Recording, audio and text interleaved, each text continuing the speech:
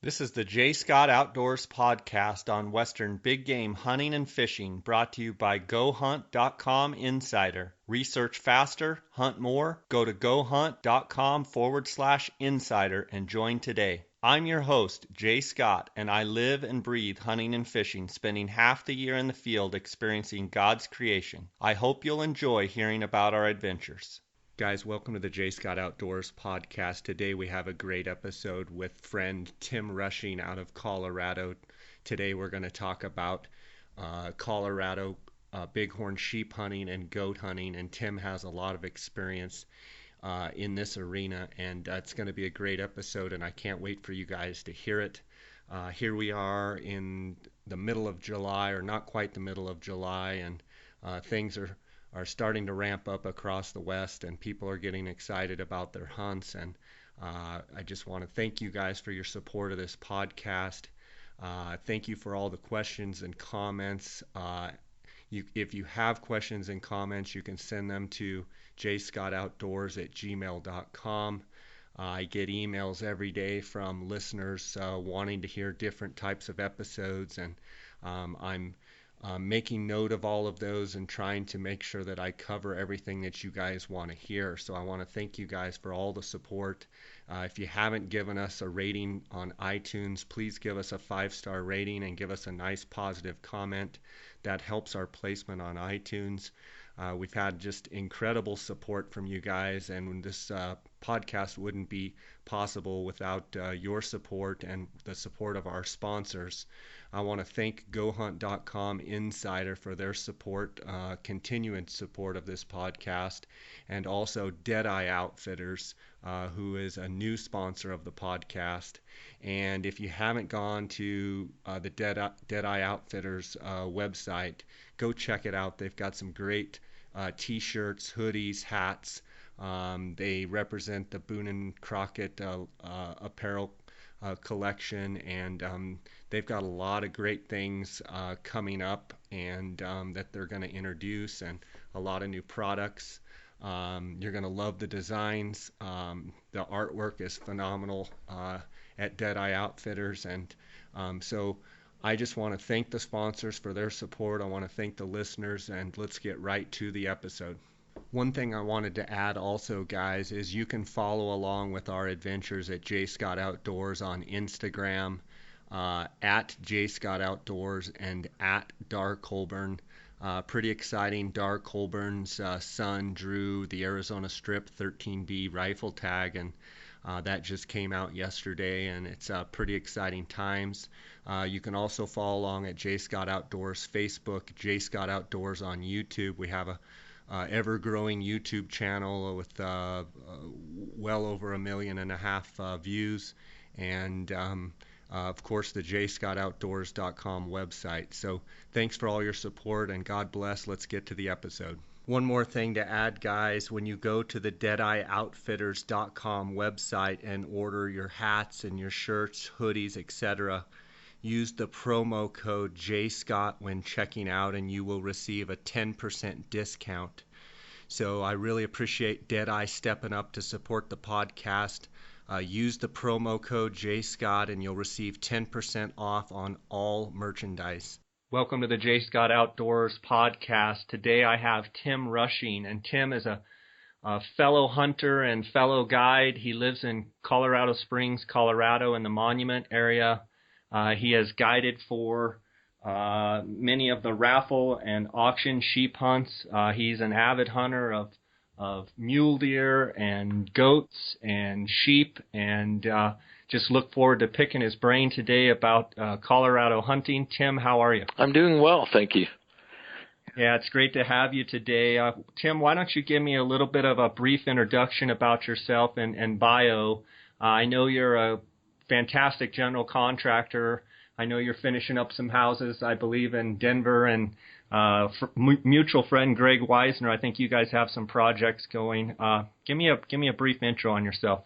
Yeah, Greg and I know each other. We actually got to know each other through the Bighorn Society, which is a big conservation group here in Colorado. And of course, we share the love of hunting, yeah, as do a lot of us that live in the western states. I got very interested.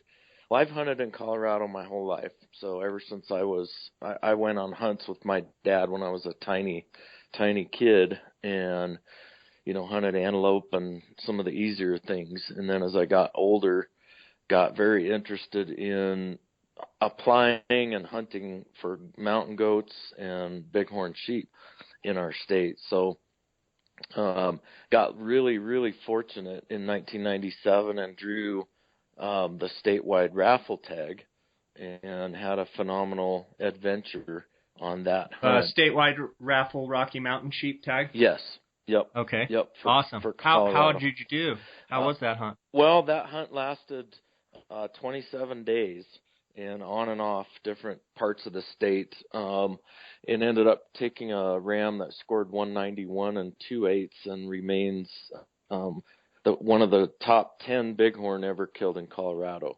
So we had wow, that's fantastic. Had a great hunt, had a fun hunt with some good friends, and that still remains one of my highlight hunting adventures. But got me that event in itself got me very interested in, taking part in the conservation role, and I became really active in the Rocky Mountain Bighorn Society, who does actually raffle. They represent the auction and raffle bighorn tags as well as the Rocky Mountain goat tag in our state. So it's a great group of people, very concerned and pro hunting group, a lot like some of the Arizona Desert Bighorn Sheep Society. It would be a counterpart to that, and then tied to the National Wild Sheep Foundation as well. So that's awesome, Tim. Explain to me a little bit how the raffle and the auction tags work, and what is involved, and how much the tickets cost, and maybe when they're for sale, and has the drawing for the can people still buy raffle tickets for this year? Give me a little background on that. Yeah, well, typically what happens with the Bighorn Society is they go to the Wild Sheep Foundation banquet or show in Reno or Las Vegas, and the auction tag is sold at that convention. And then its counterpart tag would be the raffle tag. So it's a tag that you can buy tickets for. They're $25 a piece. There's a limit of 25, and we typically sell anywhere from 2,500 to 3,500 total tickets.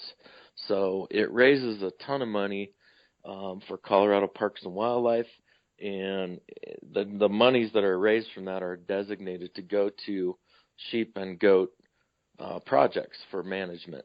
So the tickets for the raffle were drawn in April, so about a month, maybe 5-6 weeks ago now. And so the raffle opportunities are done for the year for sheep and goats, but there are still, there's next year, and those tickets start to go on sale typically in January of the year. So. And Tim, you guys, the Rocky Mountain Bighorn Sheep Society, you guys have a banquet. Is it typically in the summer, or when is that? That's actually when the sheep and goat and pronghorn tickets are drawn. The raffle tickets are drawn at that. It's typically at the end of April every year. So the auction hunter is already established for this year, and the raffle hunter has already drawn, and the raffle hunter is he knows who he is. When do those hunts start, and how long do they last? The great thing about both of those tags, they have the exact same seasons to them. The first season that opens in Colorado is typically in early August, and those are archery hunts. And the auction and raffle hunters can elect to go. They can start hunting as soon as the first season opens. So if it's August 7th, that's when they can start hunting, but they cannot hunt with a rifle in an archery unit. If it's an archery only, hunt, that's the method of the weapon that they have to use. So, but the season goes all the way through the end of December. So you can actually hunt pretty much from early August all the way through the very end of December. The thing that we have found, guiding and outfitting clients on those hunts, typically those late hunts, is that you get snowed out of a lot of the sheep areas, and a lot of the sheep remain, very high on the mountains, even in the, blizzard type conditions. They don't come down usually to lower elevations until after the rut, which is in sometime in, mid to late December. So those hunts it's a great, fantastic opportunity. You can hunt statewide with that, either one of those tags, the auction or raffle tag, any open unit. So, and we do have a few units, or a few herds of sheep in this state that are not in open units. So, which ones are those? You've got some. Gosh, there's actually quite a few of them. One that comes to mind is the Hayman Burn area, which is where we had a big forest fire quite a few years ago. They actually transplanted sheep, and I was on that transplant. We put sheep back in that area after the burn, and that is not a huntable population of sheep, at this time. I think Dinosaur National Park, Dinosaur area has some sheep. There are probably, I would say, at least a dozen, maybe more sheep units in the state, or sheep herds that don't have a huntable population. And whether or not they may or may not be hunted, I think will remain to be seen. The Colorado Parks and Wildlife keeps an eye on them, and they know that there are sheep in certain areas, and once the most populations get to a huntable number, then they do, with a little prodding, they will open a new area. And we have seen that in the last couple of years. We've seen a few new units pop up, which is really nice. It's usually a low amount of tag numbers, for that unit, but it's a great opportunity to get to learn some new country and, see a new expanding sheep herd. So my son was actually lucky enough to draw one of those tags that came up about 4 years ago. Brand new unit, never been hunted, gobs of sheep, gobs of rams, and he ended up killing a 177 ram out of their really beautiful, wide flaring, beautiful ram. So there's some great opportunities in Colorado, and very hard to draw a tag though. But yeah, absolutely, still fun. I apply every year, and why don't you tell me and the listeners, refresh my memory on how the Colorado general draw works, with the non-residents happen to have at least 3 years of application, and walk me through the draw process a little bit. Correct. Yeah, the draw process is a little bit unique for Colorado versus other western states. Almost all the states have some sort of a preference point, bonus point. Colorado calls our system, it has weighted points. So in theory, you cannot draw a tag until you have at least 3 preference points. So you have to apply for 3 consecutive years if you've never applied before. And once you have 3 points, then you are basically eligible to draw that a tag. If you are unsuccessful after that 3rd year, you get 1 weighted point. And then the next year, if you apply and you don't draw, you get 2 weighted points. Supposedly, in theory, the weighted points are supposed to mathematically increase your odds for drawing those tags. What we have seen, though, and right now at this point this year, people will have 15 weighted points who have applied.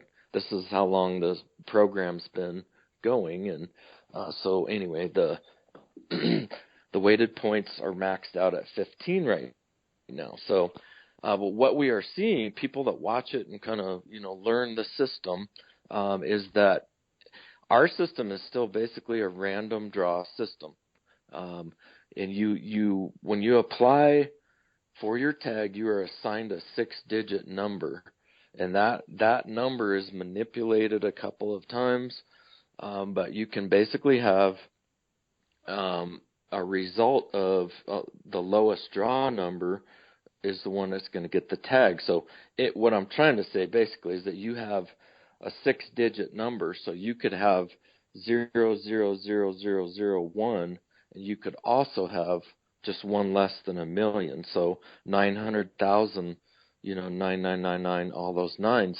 So your application number is somewhere between 0 and a million. And, we have typically 200, 300, 400 applicants for one tag. So each person can have a random number in that arrangement. And so basically you're, trying to get the lowest draw number in that scenario. But very hard to draw by the sheer numbers of people applying.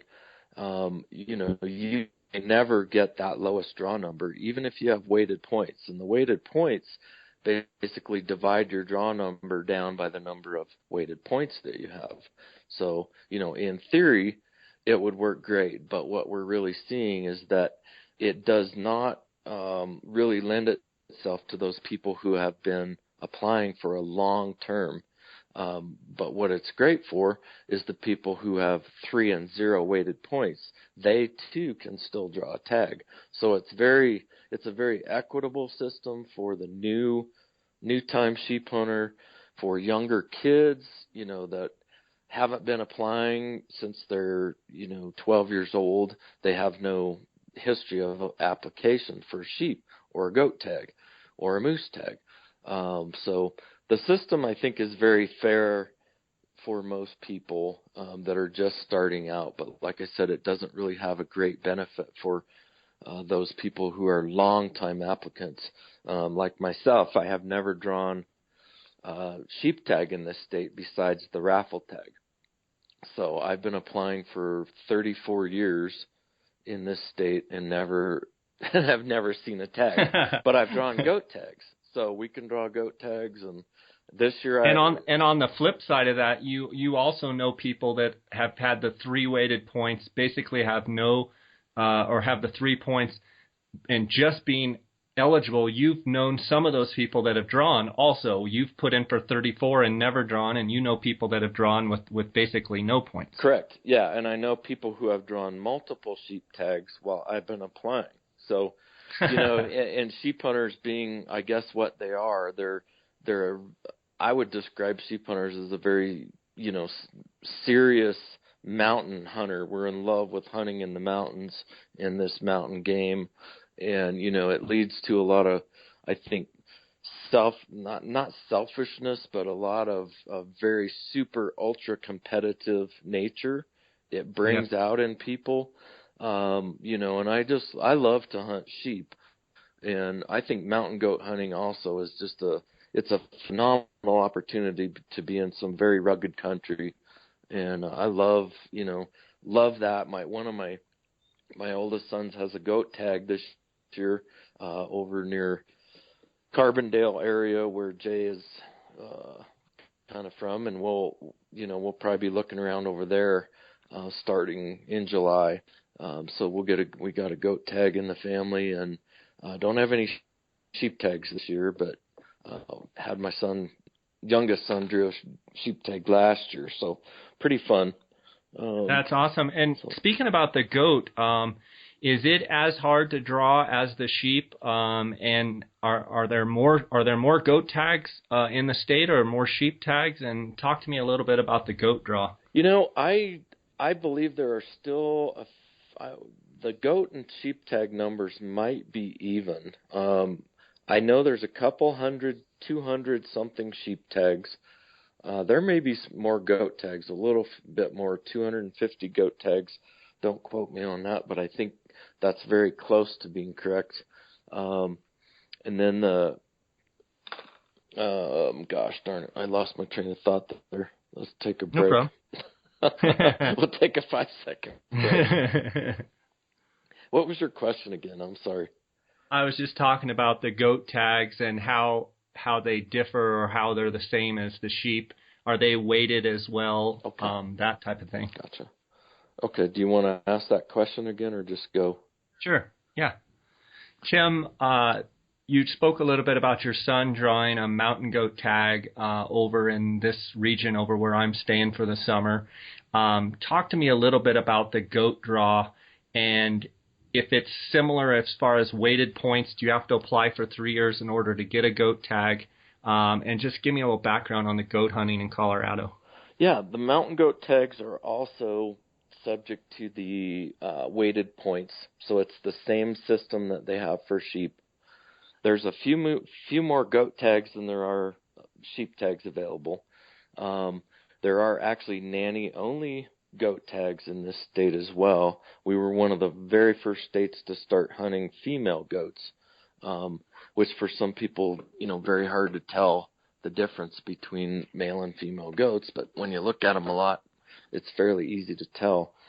The opportunities for goat hunting in this state are, I would say, on average, probably slightly better than drawing a sheep tag.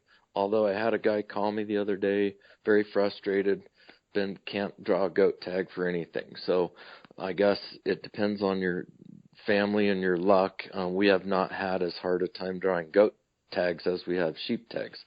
But so I can't explain that. It's just, I think, a luck of the draw. But there's some phenomenal opportunities to hunt goats in this state. We have some very good goat units, a lot like sheep units.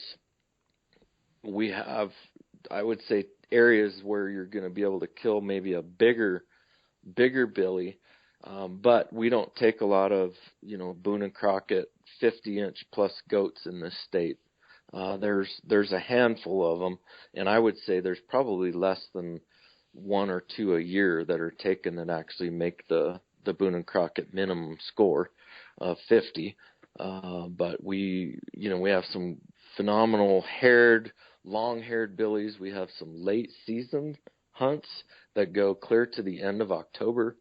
So, if you're up for it, you can brave the elements and probably going to be in a blizzard, and run into some really long-haired goats and some pretty hairy country as well.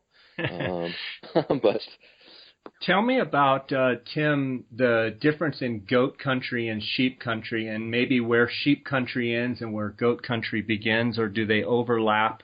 Talk to me a little bit about that. Yeah, our Colorado Parks and Wildlife, there are zones, there are mountain ranges where goats and sheep do overlap, but overall, the Parks and Wildlife likes to separate goats from sheep.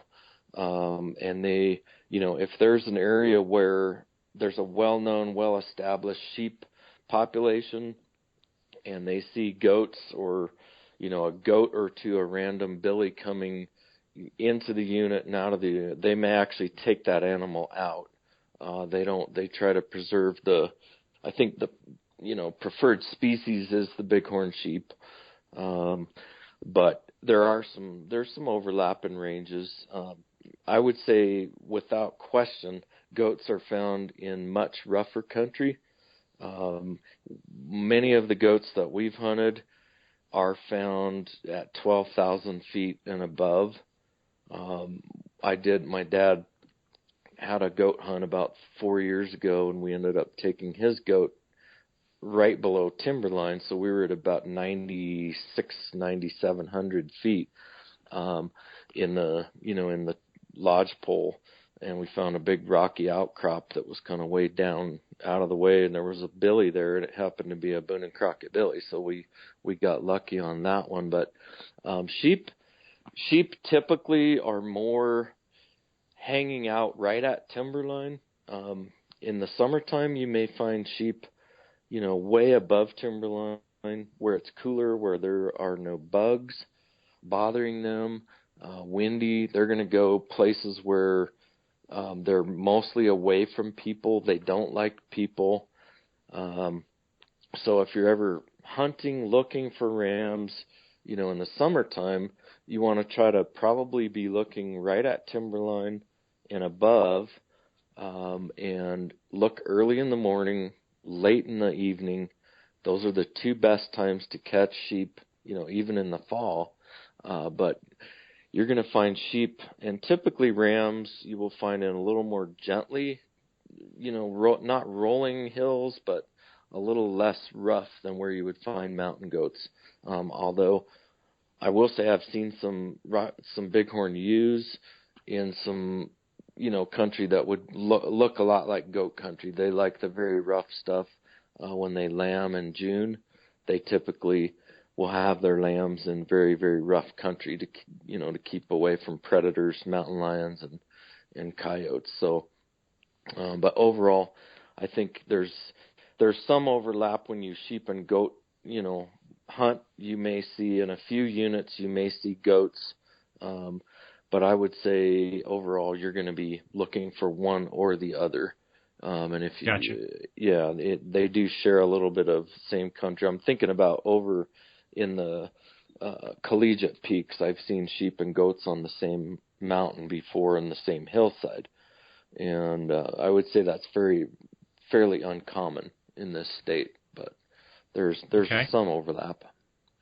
Okay. And Tim, if you had to pick, say, the top 5 units for sheep units and mountain ranges for bighorn sheep in Colorado, I mean, is there a top 5 in your mind, or with that, is there a top 1 and 2, and all the rest are kind of, about equal? Or give me the breakdown on maybe some of the units specifically. Yeah, I think the biggest rams, and the record book will prove my point, come from units 50 and 51, which are down kind of southern Colorado, kind of in the Trinidad, Walsenburg area.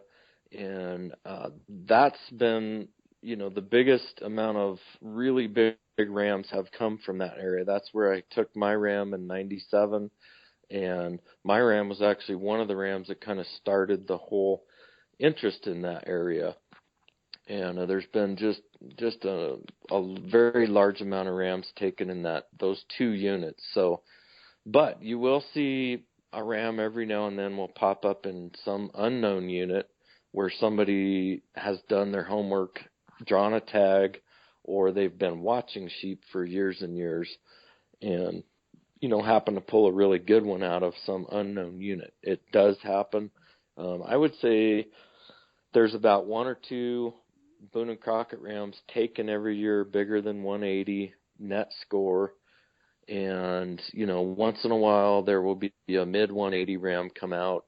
190 rams are super rare in this state. You'll see one about every 10 to 15 years that will, appear. And it's usually in an area that's got a kind of an expanding population of sheep. So 50 and 51 are only open to residents at this time, and unless you were to happen to draw the raffle tag or buy the auction tag, and then you would have access to both of those units. So, there's been a lot of rams harvested in Unit 51, and 50 continues to kick out good rams year after year.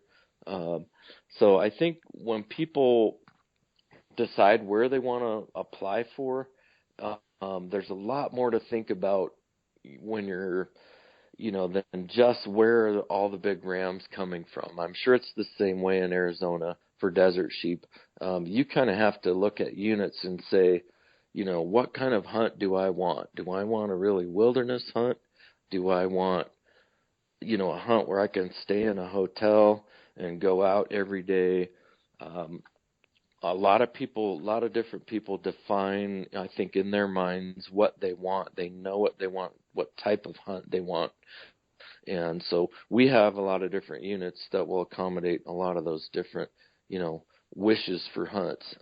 Personally, I like those more wilderness hunts where I'm going to be sleeping on a mountain in a, one-man tent, maybe with another person in another tent, and 2 of us, slipping through the woods. Or I actually enjoy hunting by myself too a lot, but I'm not sure it's real safe in those, some of the country that you're in is pretty rough, and going alone is maybe not the smartest thing to do, but that's the kind of hunt I like. So, yeah, I mean, there's no doubt that everybody has their own idea of what their hunt is, and there's some guys that just want the biggest ram, and they'd just assume shoot it on the first day. And then there's guys that really aren't, they'd like to shoot a nice mature ram, but they want the full adventure, and they don't mind putting in 2 weeks of hunting. And so that's the one thing that's so cool about sheep is, most of the sheep hunts you got to kind of work at it. And as non-residents, so you mentioned 50 and 51, and those are residents.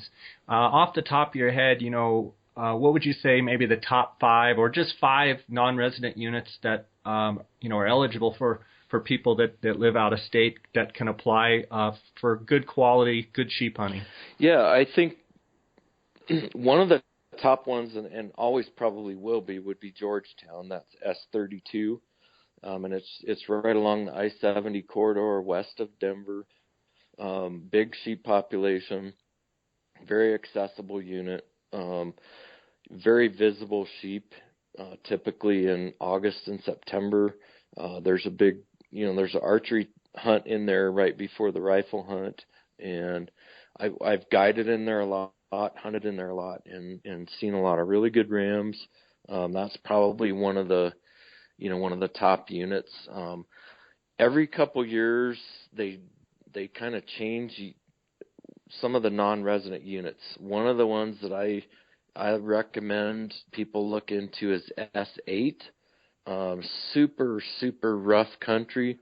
Where's that by, Tim? Oh, it's down it's near Mount Blanca Peak, right over, the name of the pass right there, Levita Pass. If you go over Levita Pass and down into basically toward the San Luis Valley, Blanca Peak, Ellingwood Peak, it includes some of the southern part of the Sangre de Cristo Mountains, and that's got some really rugged country in it, as rugged as you'll find sheep in, and has some really good rams, and that occasionally is available. It was available this year for non-residents, and there's usually only a total of 3 tags in there, so that's a really good one. S44 would be another one to look at. I think S33. S33 has, I believe, a non-resident tag in it this year. That's over by Lake City, right? Lake City area, correct. Okay. I think that's the one I applied for this year. Yep. That's a good one. There's been some really big rams taken over there. Really good-looking rams, heavy. Not super big based, I don't believe, this year, except I think maybe one of them had big bases, but I saw some pictures of them. They were really good rams there. And then you kind of have to pay attention. One of the tough things, and I always tell people about this, with sheep hunting, is that it's so different than deer hunting, elk hunting, where you get to go year after year, look at animals, and you can know an area. Well, sheep and goat hunting is so rare. It's so rare to draw a tag that when you do draw a tag, you're very likely not going to be very familiar with the unit. So, you really kind of have to pay attention, be maybe talking to an outfitter, guide, somebody else that hunts in there a lot for other game, and keep yourself, very, I would say, up to date about your unit that you're interested in. Do a historical search on the rams that have been taken in there, and try to familiarize yourself as best you can without being there, some about the unit. And then, those units and that information changes on a yearly basis. Sheep herds are very susceptible to predation. They are very susceptible to pressure. If you get 2 or 3 good hunters that go into a unit and, kill all the big rams that year in your unit that you've been looking to apply for, you may not know that, if you're not in tune with the unit. So, we have really good statistics available to us, kill data, on our sheep and goats, and you can kind of keep track of that. I actually do a article for the Bighorn Society color issue that comes out right before the shows in January, and I've got all the draw statistics in there in a very readable way, and it basically gives you kind of I call it the drawability index, and basically it just kind of gives you information on how hard is it to draw this unit or that unit. And I've broken it out into resident versus, non-resident, sheep, goat, and non-resident, resident in each one of those categories. So you can get a copy of that magazine by, looking at the Bighorn Society website, and you can probably they've got a new person, I think, doing that, but you might be able to get a copy of that magazine or pick one up at one of the sheep shows that they go to. And it gives you a lot of really good information on, what on each unit. So it's kind of always been a desire of mine too to do a breakdown of all the sheep units in the state and give information to people about those and break those down. But I think kind of that might be some of the fun for people that draw the tag. A huge part of sheep hunting is the hunt itself. So, Jay, when you're saying a lot of guys would be okay shooting a big ram on the first day, and that's great. I probably would as well, but a huge part of sheep hunting, is the hunt itself. So it's the preparation before the hunt. It's getting in shape. It's scouting. It's going to find your first group of rams, during the summer. And then the hunt itself, may or may not last the entire season. You may find rams on the first day, and, that may be great. But really the preparation for the hunt and then the hunt itself is what sheep hunting is all about. It's a phenomenal experience, and it's too bad you can't draw, more than a couple times in your lifetime, but that's just the way it goes. Yeah, absolutely. I think you nailed it, hit the nail right on the head. For me, taking clients out sheep hunting, usually having one client a year to focus on during the general season. And if we're fortunate to have an auction or a raffle tag, then that's even better. But, for me, the thing that's so fantastic about sheep hunting is all of the preparation like you talked about, and trying to eliminate any variable out there that you can't control, getting all your stats, talking to everyone that and as a guide, basically trying to keep track of all of the inventory. And, it helps to go with a guide, in my opinion, on a once-in-a-lifetime hunt, because, there may be a ram in the unit that they've been watching for 2 or 3 years that they know is there, they know is alive, and you may shoot a trophy that's, third or fourth or fifth or 10th best in the unit. And if you can go with someone that really knows the rams and really knows the inventory, just by hiring that help, you may end up shooting a much bigger ram just from that aspect alone. It's I see people get all fired up and they go on their sheep hunt, and they may go scout once or twice, and then they go, the day before the hunt, and they see a band of rams, and they pick the best one out and shoot it. And I mean, you can maybe touch on this a little bit. For me, it's much more than that. It's getting a unit and trying to. I go into it trying to say, I want to see every ram in the unit. Now, granted, you're not in a lot of units, you'll never do that. Right. But I kind of approach it like I want to see every ram. I want to photograph and video every ram in the unit and get as big of an inventory as I can, so that I know when the hunt comes that I'll be making a good decision on something I harvest. Can you speak a little bit on that? Right. No, and I would say I go about it, I think the same way, but maybe a little different language. I kind of look at it as I want to go harvest the biggest ram we can find. And right. So it's more or less the same thing. So we're going to go look, and we're going to have to look for every possible sheep, in the unit. And that can be a daunting task in some of these units, where, like I talked about, they don't know where they're applying. And they may apply, for instance, in Colorado in Unit S9, which is the Sangre de Cristos, and has a fair amount of sheep, but it may take you a day and a half to get from one drainage to another drainage to where you want to look for sheep.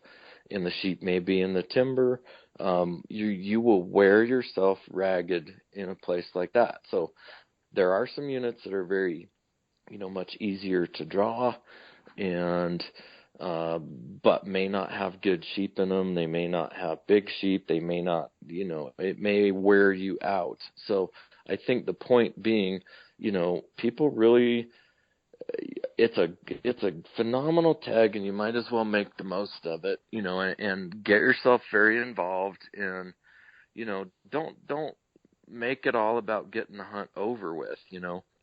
Enjoy the hunt to the fullest, because it's such a rare opportunity. I look at my track record.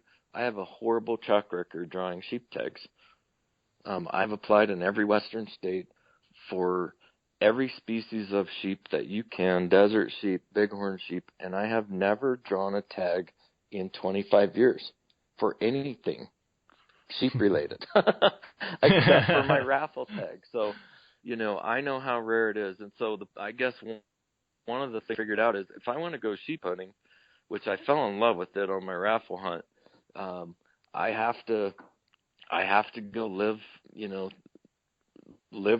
vicariously through other people. And that's what I've decided to do, guiding, and then, luckily taking a few of my friends and family as well on their hunts, and, make the most of it. And, I think back to the time when my son drew his tag about 4 years ago. We were over in the unit scouting every weekend the entire summer, really from about mid-May until his hunt in September. And, we both look back on that and just kind of relish the memories of that hunt and being together, and, spending a lot of time looking in the spotting scopes and, figuring the unit out. But I do think, you have a very, very valid point in, you need to hire somebody, even if you can't, maybe you can't afford it, but I tell you what, an outfitted hunt is not that expensive, and I think it's very well worth the money. If I draw a desert sheep, in Arizona or Nevada, I am going to hire somebody to help me, even though I won't probably need help judging the ram itself, because I've looked at, hundreds of thousands of sheep. But so I have, I'm fairly well acquainted with that, but there's so much more about, a unit that I've probably never been in. The learning curve will be very steep. I would want to hire somebody and, to help me get the most out of that experience. I think sheep hunting, you can waste a lot of time trying to figure out where the sheep are. Right. Bighorns especially. Desert sheep, I don't know a whole lot about, but I know bighorn hunting, a lot of times I'll get phone calls, from people who have drawn tags in mid-September, and they're like, I have hunted for 2 weeks and I have not seen a ram yet. And I'm like, well, what's your strategy? And they're like, well, I'm hiking up and down all the mountains, and, I'm hiking myself ragged. And I'm like, whoa, stop. You're doing it wrong already. You need to find a glassing spot where you can see a large amount of country, timberline, get there early in the morning and at daylight if you can, and get your spotting scope and binoculars set up, and, get to looking, and you can see sheep a long ways away. People don't really realize you can spot sheep 5 miles away sometimes, if they're positioned right. Their white rear end gives them away. And yeah. So anyway, it's almost like them waving a flag out there with their white, their white butts. They just wave a flag almost. And you're right. I mean, you can see them from so far away. Let's talk a little bit about gear and gear that you use. I assume you use binoculars on a tripod at all times. I do. Yeah, I have one of my favorites for bighorn are the 15 by 56 Swarovskis, the SLCs, and they're very carryable, light. They're fairly lightweight. I mean, they're still a big binocular, but I use the Outdoorsman tripod, and with the trigger grip, I've got one of the panhead grips as well. And then I actually just bought one of the big Swarovski spotting scopes to the 90, Five. and I've got the 65. So I take both of those, depending on how far I'm going to have to hike, because I do like to photograph the sheep and the rams and stuff too. So I will take in a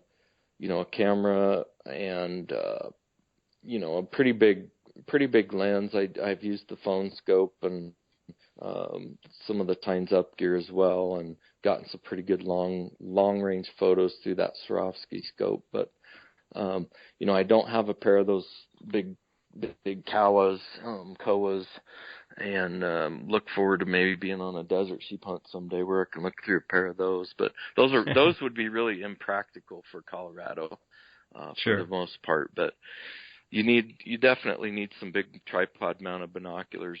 That's my number one piece of gear that I have sheep hunting, are those binoculars. And then you can spot so much better through a set of tripod mounted binoculars than you can just in a spotting scope. So I have both, because if I see something long range that looks like I want to look at it better, I'll just flip the spotting scope on there and zoom in, and I can tell for sure what I'm looking at or not. And then good. I'm a big KUIU fan. I love their rain gear. I have most everything that they make. And I think one of the other, besides really good rain gear and good hunting clothing, such as KUIU or Sitka, there's a lot of good ones out there now, but would be good boots. I think good boots boots that fit you. People ask me that all the time. What kind of boots do you wear? And I have the Hanvog boots from Lathrop and Sons. Those are the ones that fit me best. And they're like, "Oh, have you ever tried the Kenetrex?" And I'm like, "You bet. Yep, I've got those. I've got Scarpas. I've got lots of different boots. I'm kind of a boot and backpack fanatic." And so I think boots, you need a very rugged boot to hunt sheep and goats, and you have to get the one that fits the best for your foot. That's my best advice to people, is just wear what fits and get out and do some conditioning in the summer wearing your boots, and put some miles on those boots. I have found most boots take about 40 to 50 miles of hiking to get them broken in, to where you're not going to have blisters or get hot spots on your feet. So, break them in the summertime before your sheep hunt or goat hunt, and, really get your feet accustomed to wearing them. It will make your ankles tougher.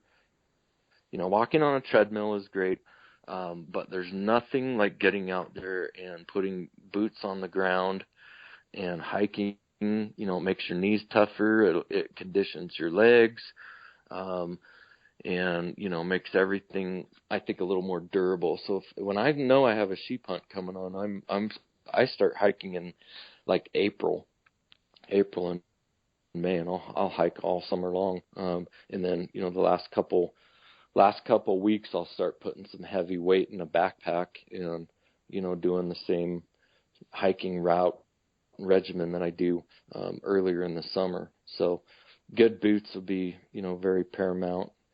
Absolutely. The Lathrop and Son boots that you have, did you get the custom footbeds, and did they custom make those for you, or did you just go with the standard? No, I have their high country footbed. How do you like those? I really like them. I think they're as good of an insert, insole as I for my foot. They're awesome. I love them, and I actually have them. Do you wear those in your everyday shoes as well, or do you just have those in your hiking boots? No, I just have them in my boots. So it's they're kind of well worn, and I have a bunch of different pairs of those. Like I said, I'm a boot and backpack fanatic. So when I will typically wear out a pair of boots in a season. So I'm doing several hundred to maybe up to 500 miles, in a summer. And then on goat hunts, you're going to just scuff them and tear them up so bad. Typically, that you may be able to use them for deer and elk hunting, but you need a very durable boot. I just got the new Kuiu boots from Scarpa and the Grand Drew, and anxious to try those. Was wearing those around in the house earlier today, and they're looking pretty good, pretty darn durable for a mountain hunting boot. So mine haven't showed up yet. I made the transition from Arizona to Colorado, and we actually just got our first shipment of mail yesterday, but it was mainly just envelopes and stuff, so I'm hoping to get those here soon and try them out. I wanted to double back to something you had said earlier when you were talking about in 97 when you drew the raffle tag and shot a 191-inch ram. Tell me a little bit about the hunt briefly, and then about the horn configuration for a ram. I mean, that is a phenomenal trophy.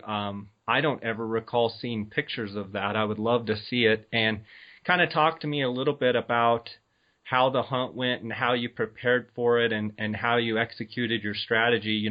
One of the things when people call me a lot asking about, going guided and what have you, I make a point to tell people that are going to go on a guided hunt, I say, what does your guide shoot on his personal hunts?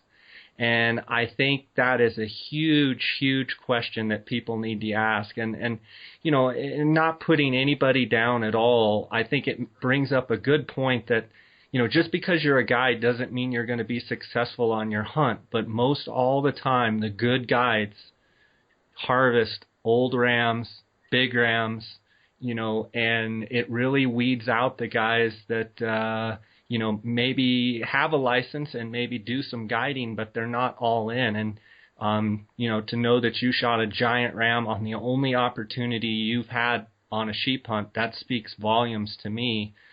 Tell me a little bit about that. Yeah, well, I appreciate that. And like I said earlier, that will always be one of my, highlights of my hunting career, that hunt. And a lot of it was that I got to spend a bunch of time with my dad on that hunt. The hunt lasted, we ended up scouting or hunting for 26 days.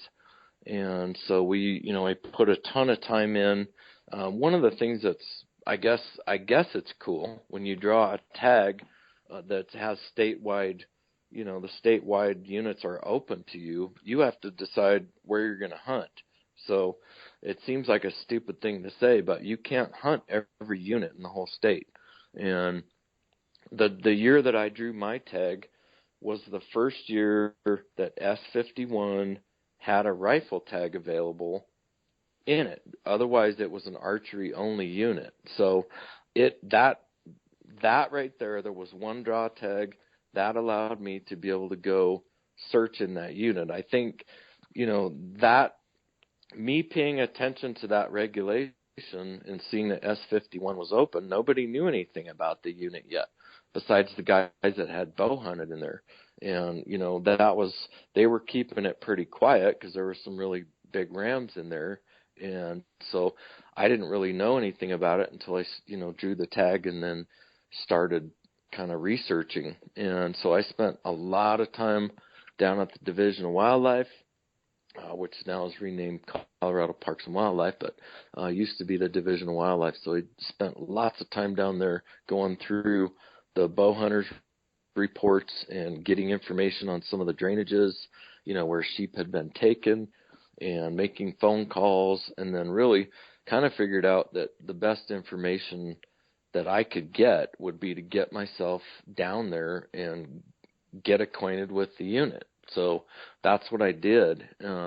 That unit is it's got kind of an easier area to access on one side, and then it's got another two big mountains back to the east that are super rugged, very inaccessible, harder to find sheep on, and that type of thing. So anyway, one afternoon in August, my dad and I decided to go in this real remote area. We backpacked in there and happened to about midday found this giant ram up on this bench, and he had actually some ewes that were kind of up above him. And this was August, so I knew they weren't together, but found this ram and climbed up about halfway up the mountain, and it's super steep. Took us about 3 hours just to get up halfway up there, and put the glass up and spotting scope, and was like,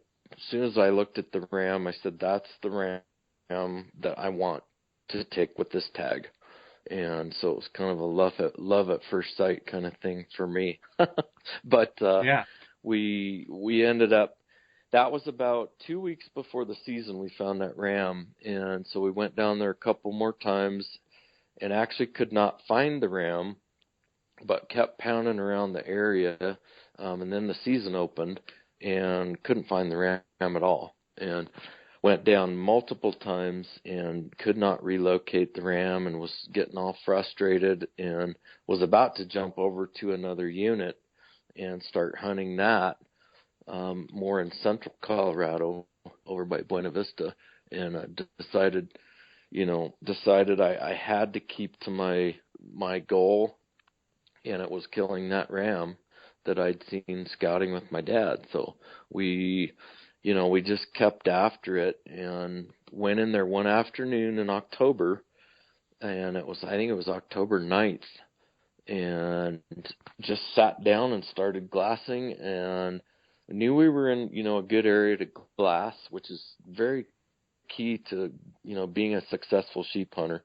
Get yourself where you can see good and where you can glass and it looks like good sheep country. You don't want to go hiking through it all. So we never did that, but I learned a lot as a sheep hunter right then. And anyway, we did find that ram again, just like that, within 10 minutes of sitting down.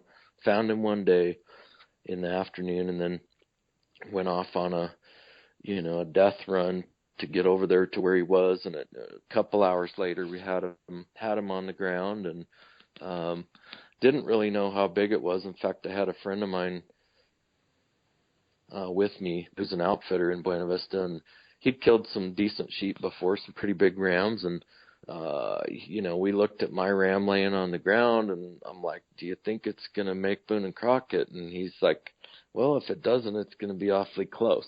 So, and then we had it scored, we threw a tape on it, and we're like, oh my gosh, way bigger than what we thought. But just a horn configuration is, I would call, very, I would say almost Alberta looking ram. He's right at 40 inches on both horns, 15 and 2/8 on the bases, 15 and 2/8 on the first quarter, 14 and a half on the second quarter, and then 11 and a half on the third quarter. So, oh my goodness, super heavy. Giant. And yeah, he looks kind of like he's got firestones on each side of his head, but super big ram, and we'll always be very, very proud of that ram and how that hunt went. And I mean, I couldn't have asked for a better experience, to actually say you're going to kill that ram, and then 2 months later it actually happens. I mean, that's one of the things that makes sheep hunting so awesome and so great and so revered by people, is that sometimes things do come together for you, and a lot of work, a lot of hard preparation. Does cost a lot of money, to go back and forth to scout and so on. But man, when you draw a sheep tag, make the most of it, and have fun with it, enjoy it. Don't and try to be patient. And like we said, maybe hire an outfitter if you feel like you can.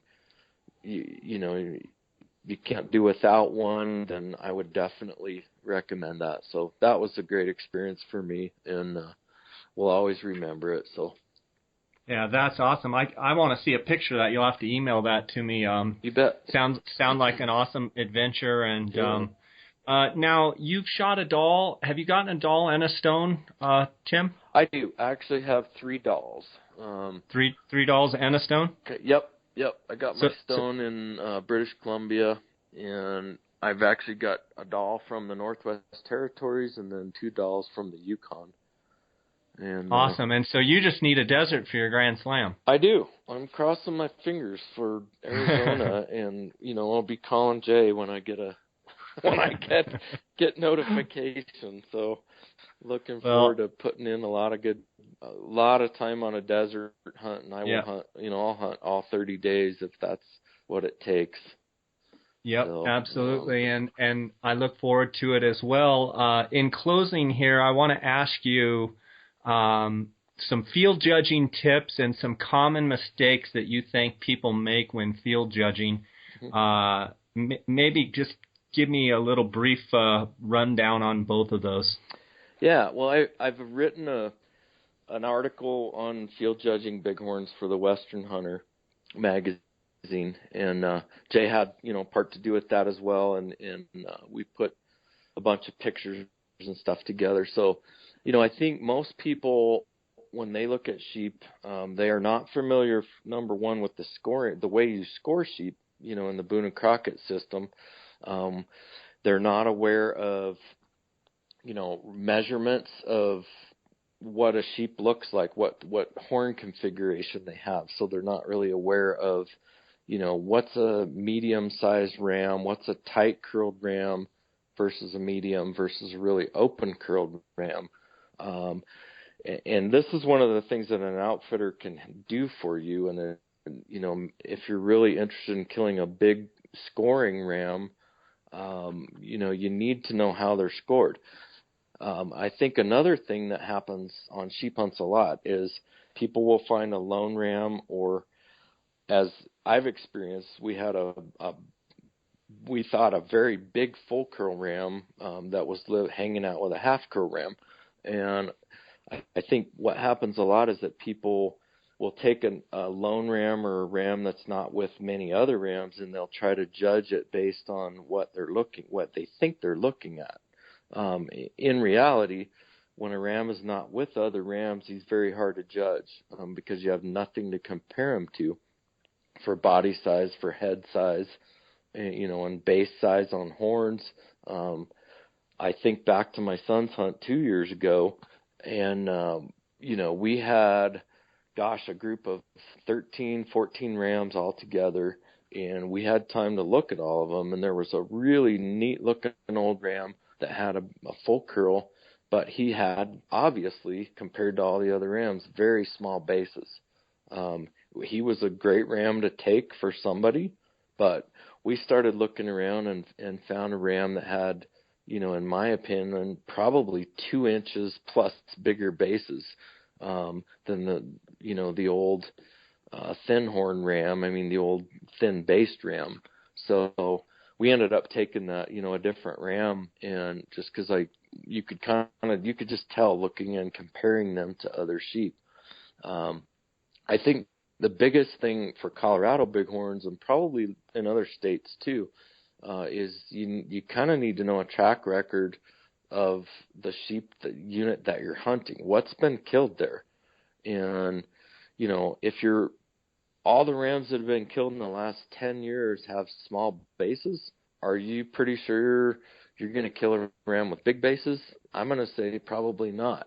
It could happen, but sheep have the genetics run very true in sheep, and you will see sheep herds, that have, you will see very few like really giant rams come out of a unit that have never really produced big rams before.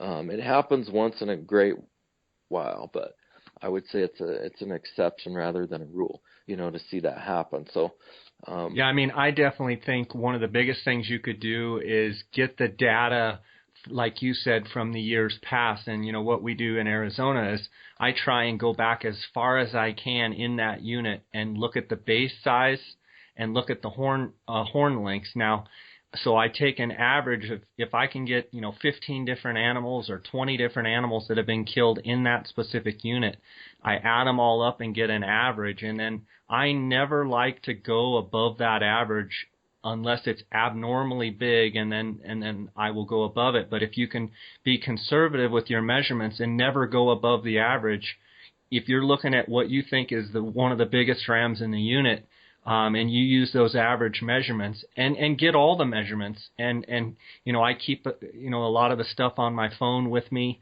and know the historical averages.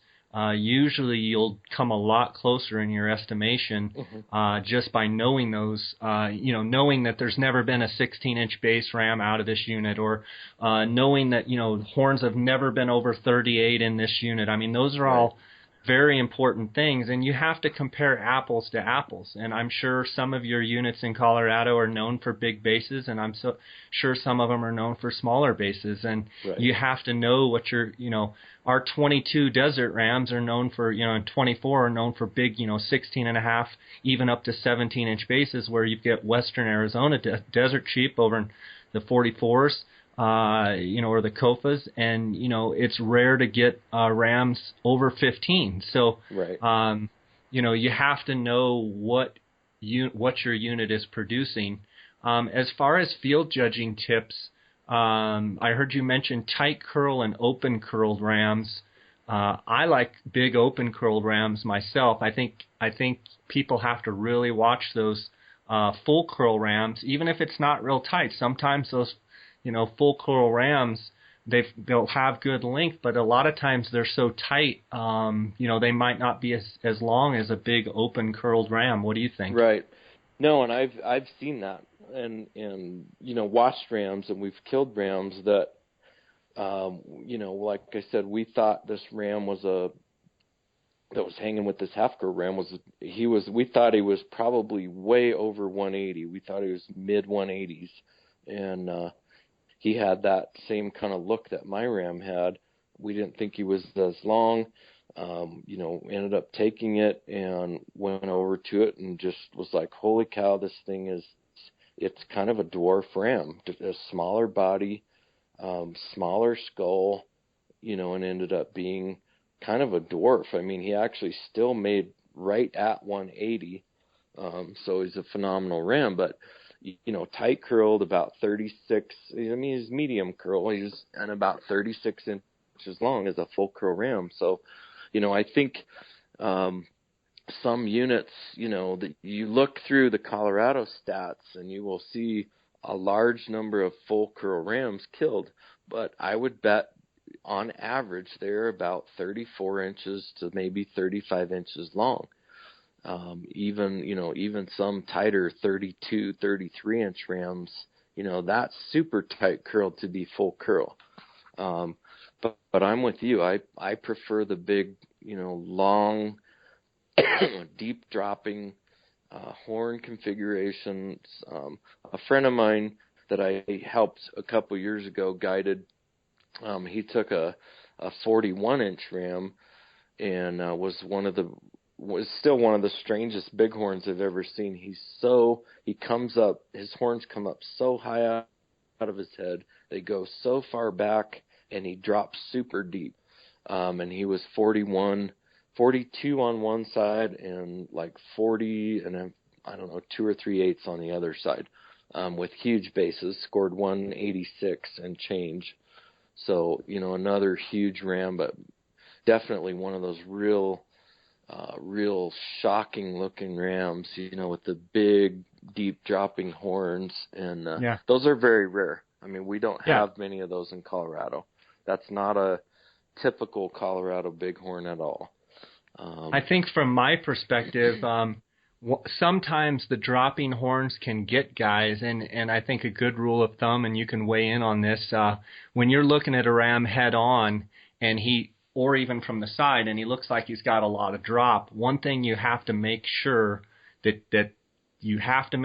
those horns are not coming flat out of their head, not coming flat and back. They have to come up and out and back. Exactly. Because I've seen rams with big drop, and then they're flat off their head, and you're losing like 4 inches right there. So not only do you want the drop, but you want it to go up and back and, have a big open, big drop is good. But I've seen guys get burned on great drop, but it's flat off their head. Yep, exactly. I think we could talk about all this until we're blue in the face, but it's been awesome talking to you today about sheep hunting and goat hunting in Colorado. And I want to close here. What hunts do you know that you have coming this fall? You said your son's goat hunt. Is that the only hunt you have coming up? Well, I actually found out a couple of weeks ago that I drew a Colorado moose tag as well. So oh, wow. I'm going to be archery hunting for a big bull. Very rare. That's probably the hardest tag. It is the hardest tag to draw in the state. So even though I'm not going sheep hunting, I'm myself or with an immediate family member, I'm going to do a goat hunt, and I've got that moose hunt, and drew a great antelope hunt here in Colorado, and then we'll have a really superb bighorn hunt in November. I've got a friend of mine's son drew the Forbes Ranch, which is a once every 6-year tag, and this actually may be one of the last public tags ever offered on the ranch, and it's down in that S51 country. It's actually in Unit 65, but just west of Unit 51. So we're expecting to see some really big rams, and that will be a hunt that's in the rut, and we may have some really bad weather and all that, but I'm looking forward to checking that place out, and hopefully, looking over a large amount of rams, and we'll pick out a good one for this guy's son and make some grace for him. So that's awesome, Tim. Well, I want to tell the listeners out there, for one, if you guys ever draw a tag in Colorado, you need to give Tim Rushing a call. Tim, how can people contact you? Probably via email. My email, do you want me to go ahead and give that out? Okay. Yeah. It's bighorn191@gmail.com. And 191, like the raffle 191. Exactly. Nice. Nice. You And got the other it. thing I wanted to say was I've heard about your work as a contractor, and if there's anybody listening out there in Colorado that needs contracting work done, Tim's reputation is a great one, and he's a honest guy and does great work. And I just appreciate having you on, and look forward to someday you drawing a desert tag, and hopefully you can. Hopefully this year your 25-year drought will come to an end, and you'll draw a desert tag. I hope so. I wish you guys well on the sheep or on the goat hunt and the moose hunt, and I'll chat at you later. And thanks for being on with us. You bet. Thanks, Jay. Good. All right, good you being take on. care. All right, take care. Bye. Thanks for listening to the J. Scott Outdoors Western Big Game Hunting and Fishing Podcast, brought to you by GoHunt.com Insider. Research faster, hunt more. Go to GoHunt.com/insider and join today.